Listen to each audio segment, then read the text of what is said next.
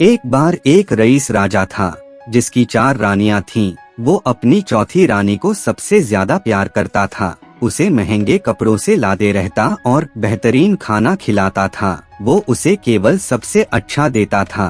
वो अपनी तीसरी पत्नी से भी बहुत प्यार करता था और उसके आसपास के राज्यों में बखान करता था, मगर उसे डर था कि वो एक दिन उसे किसी और के लिए छोड़ देगी। वो अपनी दूसरी पत्नी से भी प्यार करता था और वो उसकी हमराज थी और वो उसके साथ हमेशा सहानुभूति, आदर और धैर्य से रहती थी।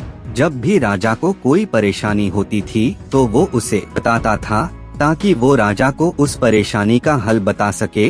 राजा की पहली पत्नी राजा की सबसे वफादार थी। वह राज्य और उसकी दौलत बढ़ाने में बहुत मदद करती थी, मगर वह अपनी पहली पत्नी से प्यार नहीं करता था। एक बार राजा बीमार पड़ गया।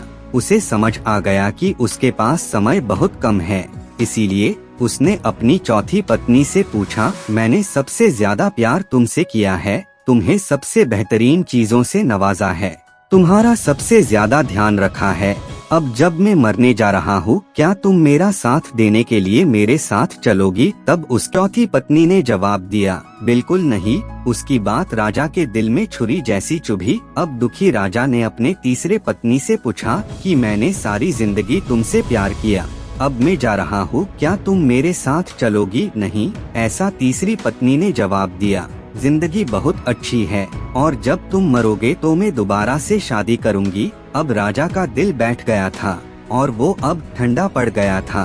फिर उसने अपनी दूसरी पत्नी से पूछा, मैंने हमेशा जरूरत के वक्त तुमसे मदद मांगी और तुमने भी हमेशा मेरा साथ भी दिया, लेकिन अब जब मैं मरूंगा, क्या तुम मेरा साथ देने मेरे साथ आओगी? माफ करना, इस बार मैं तुम्हारी मदद नहीं कर सकती। दूसरी पत्नी ने जवाब दिया, ज्यादा से ज्यादा मैं तुम्हें तुम्हारी कब्र तक छोड़ सकती हूँ। उसका जवाब बिजली की तरह राजा को लगा और वो बेहद दुखी हो गया।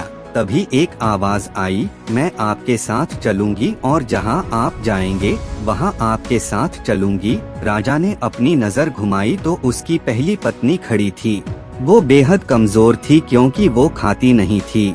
दुख से भरकर राजा ने कहा कि जब मेरे पास मौका था तब मुझे तुम्हारा बेहतर ध्यान रखना चाहिए था। दोस्तों, इस कहानी से हमें यह सीखने को मिलता है कि हमारी चौथी पत्नी हमारा शरीर है। हम चाहे इसे सजाने धजाने में कितना भी दिल लगाएं, मृत्यु के समय ये हमें छोड़ जाएगा।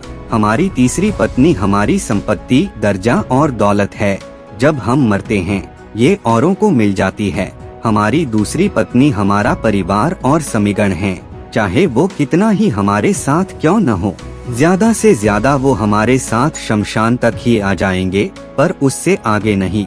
हमारी पहली पत्नी हमारी आत्मा है जो अक्सर दौलत, ताकत और अहंकार के बेध्यान हो जाती है, मगर हमारी आत्मा ही एक ऐसी है जो जहां हम जाएंगे वहां तक जाएगी। इसीलिए इसे उपजाएं, ताकतवर बनाएं और इसका आज से ही ध्यान रखें। यही दुनिया में आपका सबसे बड़ा तोहफा है। तो दोस्तों, आपको यह कहानी कैसी लगी है? कमेंट करके हमें जरूर बताइए। देखने के लिए आपका धन्यवाद।